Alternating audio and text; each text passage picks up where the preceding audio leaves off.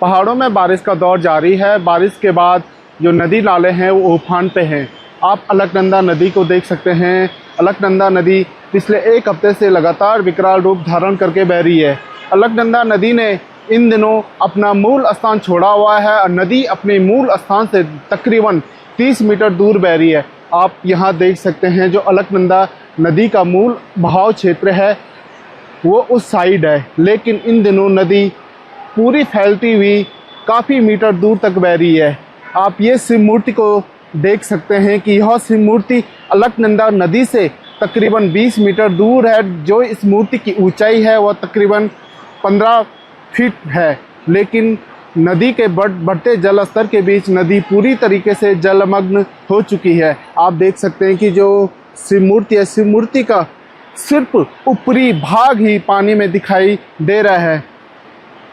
पिछले 2 दिन पूर्व तक यह मूर्ति पूरी तरीके से जलमग्न थी। इस मूर्ति के कई ऊपर तक पानी था, लेकिन धीरे धीरे नदी का जल स्तर कम होने के बाद आज मूर्ति का सिर्फ ऊपरी हिस्सा ही दिखाई दे रहा है। तो ऐसे में कहीं न कहीं कह सकते हैं कि लगातार बारिश पहाड़ों में परेशानी का सबब बन रही है। जो नदी नाले हैं वो उफान पे हैं। नदी किनारे स्थित जो घाट हैं वो पूरी तरीके से जलमग्न हैं। आप इसके अलावा आपको ये भी बता दें कि जो रुद्रप्रयाग में अलकनंदा नदी है वह खतरे के निशान के करीब बह रही है।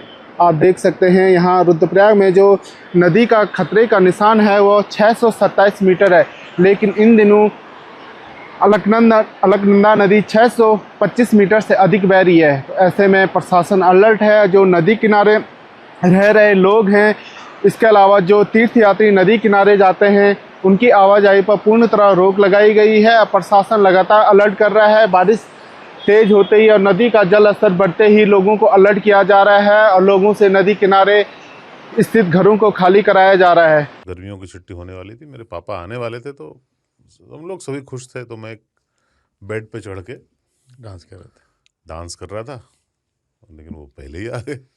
फ्रीज। तो मैं उस समय तो कंटिन्यू नहीं कर सकता था ना, तो फ्रीज फ्रेम टाइप का हो गया। कसम पैदा कर